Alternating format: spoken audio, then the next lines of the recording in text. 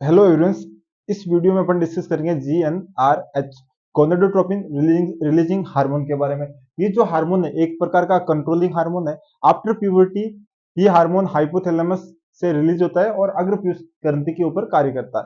अपन hypothalamus को जानते हैं कि ये एक प्रकार का मास्टर ऑफ मास्टर ग्लैंड है जो पूरे एंडोक्राइन ग्लैंड को क्या करता है, कंट्रोल करता है। और ये जो हाइपोथैलेमस है ये भी एक प्रकार का हार्मोन रिलीज करता है जिसका नाम है GnRH।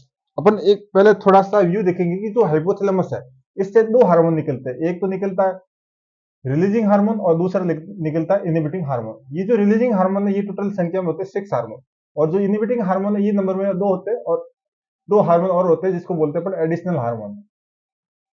जो ये रिलीजिंग हार्मोन है ये growth hormone releasing hormone, prolactin releasing hormone, thyroid releasing hormone, corticotropic releasing hormone, gonadotropin releasing hormone, और एक होता है मेलानोसाइट स्टिमुलेटिंग हार्मोन। ये जो हार्मोन है अपने अंदर जो आज पढ़ेंगे वो अपन पढ़ेंगे GnRH गोनेडोट्रोपिन रिलीजिंग हार्मोन। उसके बाद अपन ने बोला कि दो इनहिबिटिंग हार्मोन होते हैं, एक तो होता है ग्रोथ हार्मोन इनहिबिटिंग हार्मोन, एक होता है प्रोलैक्टिन इनहिबिटिंग हार्मोन, और दो अतिरिक्त हाइपोथैलेमस हार्मोन बनाता है जिसका नाम है ऑक्सीटोसिन और दूसरे का नाम है वेसोप्रेसिन। वेसोप्रेसिन ये जो सारे हार्मोन है ये कार्य करते हैं किसके ऊपर, पीयूष ग्रंथि के ऊपर। और अपन आज जिसके बारे में पढ़ रहे हैं पहला हार्मोन है गोनेडोट्रोपिन रिलीजिंग हार्मोन। ये हार्मोन किसके ऊपर कार्य करेगा, पीयूष ग्रंथि के ऊपर। और पीयूष ग्रंथि के अग्र भाग यानी पीयूष ग्रंथि के दो लोब होते हैं, एक तो अग्र और एक होता है पोस्टीरियर लोब। जो पोस्टीरियर लोब है इससे तो दो हार्मोन बनते हैं, एक तो ऑक्सीटोसिन और वेसोप्रेसिन। ये दो हार्मोन यहाँ पे क्या होता है, स्टोरेज होते हैं।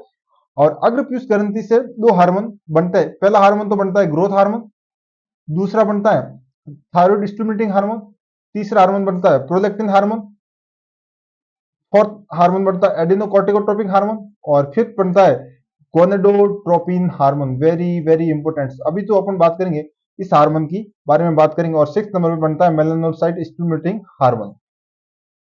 अभी अपन ने देखा कि जो हाइपोथैलेमस है हाइपोथैलेमस रिलीजिंग हार्मोन करते हैं, और रिलीजिंग हार्मोन में से भी एक हार्मोन कौन सा, गोनेडोट्रोपिन रिलीजिंग हार्मोन। और ये जो गोनेडोट्रोपिन रिलीजिंग हार्मोन है ये अग्र पीयूष ग्रंथि के ऊपर कार्य करके एक हार्मोन को स्रावित करता है जिसको अपन ने बोला गोनेडोट्रोपिन हार्मोन। इसको अपन बोलते हैं GnH। GnH को अपन बोलते हैं गोनेडोट्रोपिन हार्मोन। ये जो गोनेडोट्रोपिन हार्मोन है ये दो प्रकार के होता है, एक तो होता है फॉलिकल स्टिमुलेटिंग हार्मोन और दूसरा होता है ल्यूटिनाइजिंग हार्मोन। ये जो गोनेडोट्रोपिन हार्मोन है ये दो प्रकार के होते हैं, एक तो फॉलिकल स्टिमुलेटिंग हार्मोन, दूसरा होता है ल्यूटिनाइजिंग हार्मोन। ये दोनों हार्मोन मेल और फीमेल दोनों के अंदर रिलीज होते हैं। अब पहले पढ़ेंगे कि मेल के अंदर ये क्या कार्य करता है, और दूसरे दूसरे बाद अपन पढ़ेंगे फीमेल के अंदर ये क्या कार्य करता है, दोनों हार्मोन। जो फॉलिकल स्टिमुलेटिंग हार्मोन है ये हार्मोन क्या कार्य करता है मेल के अंदर, तो मेल के अंदर सबसे पहले पढ़ेंगे कि सबसे पहले आता है फॉलिकल स्टिमुलेटिंग हार्मोन।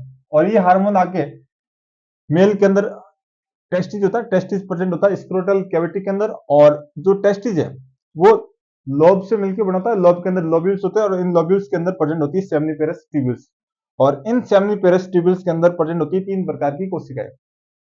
ये जो सेमनीफेरस ट्यूब्यूल्स है इसके अंदर तीन प्रकार की कोशिका होती है, एक तो होती है स्पर्मेटोगोनिया, दूसरी होती है सर्टोली सेल, और तीसरी होती है लेडिंग सेल्स। लेडिंग सेल्स तो इंटरस्टिशियल स्पेस के अंदर प्रेजेंट होती है, और जो स्पर्मेटोगोनिया और सर्टोली सेल ये पाई जाती है सेमनीफेरस ट्यूब्यूल्स के अंदर। तो जो फॉलिकल स्टिमुलेटिंग हार्मोन सबसे पहले आता है स्पर्मेटोगोनिया के पास, और इस स्पर्मेटोगोनिया को स्टिमुलेट करके किसका निर्माण करवाएगा, स्पर्म, यानी स्पर्मेटोजेनेसिस ये करवाता है कौन, फॉलिकल स्टिमुलेटिंग हार्मोन। साथ में ये सर्टोली सेल को भी क्या करता है, स्टिमुलेट करता है फॉर न्यूट्रिशन के लिए, न्यूट्रिशन के लिए, और स्पर्म को बढ़ने में क्या करना, सपोर्ट करना। ये दो कार्य होते हैं फॉलिकल स्टिमुलेटिंग हार्मोन का मेल के अंदर। और उसके बाद आता है ल्यूटिनाइजिंग हार्मोन, LH हार्मोन। ये LH हार्मोन काम करता है इन लेडिंग सेल पे, और किसका निर्माण करवाता है, टेस्टोस्टेरोन। टेस्टोस्टेरोन हार्मोन का निर्माण करवाता है ये ल्यूटिनाइजिंग हार्मोन। और ये टेस्टोस्टेरोन हार्मोन क्या करता है, इन स्पर्म को मैच्योर होने में क्या करता है, हेल्प करता है, परिपक्व करवाने में क्या करता है, हेल्प करता है। ये तो था जो गोनेडोट्रोपिन हार्मोन है, ये मेल के अंदर क्या कार्य करता है, दो कार्य करता है। एक तो फॉलिकल स्टिमुलेटिंग हार्मोन तो क्या करता है, स्पर्मेटोगोनिया को स्टिमुलेट करके किसका निर्माण करवाता है, स्पर्म का, और साथ में सर्टोली सेल को न्यूट्रिशन या सपोर्ट के लिए भी क्या करता है, स्टिमुलेट करता है। दूसरा है ल्यूटिनाइजिंग हार्मोन, ये हार्मोन क्या करता है, टेस्टोस्टेरोन का निर्माण करके, और ये टेस्टोस्टेरोन क्या करता है, स्पर्म को मैच्योर बनाने में क्या करता है, हेल्प करता है। उसके बाद अपन बात करेंगे फीमेल के अंदर। फीमेल के अंदर ये जो फॉलिकल स्टिमुलेटिंग हार्मोन है, ये हार्मोन क्या करता है, कार्य करता है इस ओवेरी पे, इसके ऊपर कार्य करता है ओवेरी के ऊपर। ओवेरी के अंदर प्रेजेंट होते हैं इमेच्योर फॉलिकल, अपरिपक्व फॉलिकल प्रेजेंट होते हैं इस अंडाशय के अंदर, और इस अंडाशय को आके क्या करता है, स्टिमुलेट करता है, स्टिमुलेट करेगा, उत्प्रेरित करेगा, किसके लिए, मैच्योर होने के लिए। तो ये फॉलिकल स्टिमुलेटिंग हार्मोन इन फॉलिकल्स को स्टिमुलेट करके किसमें चेंज करवाता है, ग्राफियन फॉलिकल के अंदर, ग्राफियन फॉलिकल के अंदर, जो एक प्रकार का क्या होता है, मैच्योर फॉलिकल होता है, परिपक्व पुटिकाएं होती है। अब इसने अपना काम कर दिया, फॉलिकल को आके क्या किया, स्टिमुलेट किया। उसके बाद हार्मोन आता है ल्यूटिनाइजिंग हार्मोन। ल्यूटिनाइजिंग हार्मोन, ये जो ल्यूटिनाइजिंग हार्मोन है, ये क्या करता है, जो ये ग्राफिन फॉलिकल है, इस परिपक्व ग्राफिन फॉलिकल में से अंडे को क्या निकालेगा बाहर, और क्या करवाएगा, ओव्यूलेशन, अंडोत्सर्ग। किसने करवाया, ल्यूटिनाइजिंग हार्मोन, यानी इसका नाम ही क्या है, लूटना। इसने क्या किया, ग्राफिन फॉलिकल में से अंडे को आके लूट लिया, और इस प्रोसेस को बोलते हैं ओव्यूलेशन। दूसरा, ये जो ग्राफिन फॉलिकल है, ये मेंटेन रखता है किसको, कॉर्पस ल्यूटियम को बढ़ाने में क्या करता है, हेल्प करता है। यानी जब इस ग्राफिन फॉलिकल में से अंडा बाहर निकला, अब जो पीछे रेमिनेंट पार्ट है, इसको अपन क्या बोलते हैं, कॉर्पस ल्यूटियम, कॉर्पस ल्यूटियम।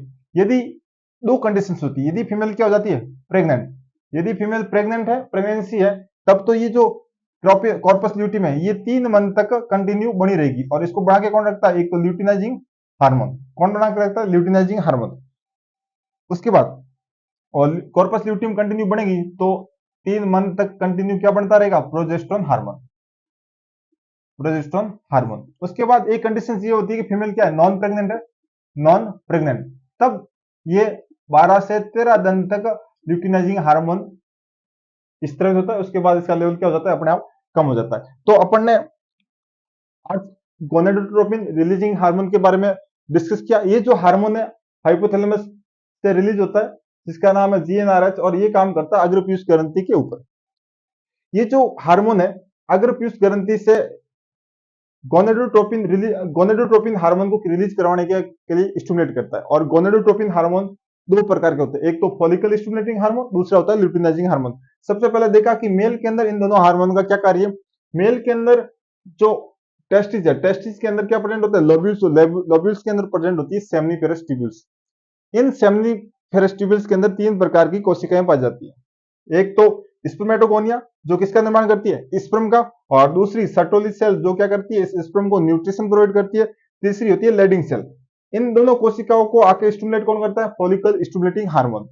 तथा जो लेडिंग सेल है, इसको आके स्टिमुलेट करेगा ल्यूटिनाइजिंग हार्मोन, और इससे क्या बनाएगा, टेस्टोस्टेरोन, और टेस्टोस्टेरोन जाके इस स्पर्म को क्या करेगा, परिपक्व करवाएगा। ये तो था किसके अंदर, मेल के अंदर। उसके बाद अपन फीमेल के अंदर बात करें, तो फीमेल के अंदर सबसे पहले फॉलिकल स्टिमुलेटिंग हार्मोन आता है। क्या करवाता है, इन इमेच्योर फॉलिकल को किसमें कन्वर्ट करता है, मैच्योर फॉलिकल के अंदर, जिसको अपन ग्राफिन फॉलिकल बोलते हैं। और ये जो मैच्योर ग्राफिन फॉलिकल है, इससे अंडे को रिलीज कौन करवाता है, ल्यूटिनाइजिंग हार्मोन। अब ल्यूटिनाइजिंग हार्मोन आया और इस ग्राफिन फॉलिकल में से अंडे को बाहर निकाल दिया। ये होता है फीमेल के अंदर 14 डेज, और इस प्रोसेस को बोलते हैं अपन ओव्यूलेशन या फिर अंडोत्सर्ग। और अंडोत्सर्ग के बाद जो रेमिनेंट पार्ट है ग्राफिन फॉलिकल का, इसको अपन बोलते हैं कॉर्पस ल्यूटियम। ये जो कॉर्पस ल्यूटियम है, ये किसका निर्माण करती है, प्रोजेस्टेरोन का। और इसको कॉर्पस ल्यूटियम को मेंटेन कौन कर रहा है, ल्यूटिनाइजिंग हार्मोन। यदि फीमेल प्रेग्नेंट है तो कितने मंथ तक कॉर्पस ल्यूटियम बनी रहेगी, 3 मंथ तक। यानी प्रेगनेंसी के अंदर 3 मंथ तक इस फीमेल से क्या बनता रहेगा, प्रोजेस्टेरोन। और प्रोजेस्टेरोन ही एक ऐसा हार्मोन है जो प्रेगनेंसी को क्या करता है, मेंटेन करके रखता है। और यदि वो प्रेगनेंसी नहीं हो पाती है तो 12 से 13 दिन तक कॉर्पस ल्यूटियम को ल्यूटिनाइजिंग हार्मोन बढ़ा के रखते हैं। उसके बाद इसका लेवल क्या हो जाता है, अपने आप बंद हो जाता है, ठीक है, कम हो जाता है। तो ये ऑल ओवर अबाउट था किसके बारे में, जीएनआरएच हार्मोन के बारे में। Thank you.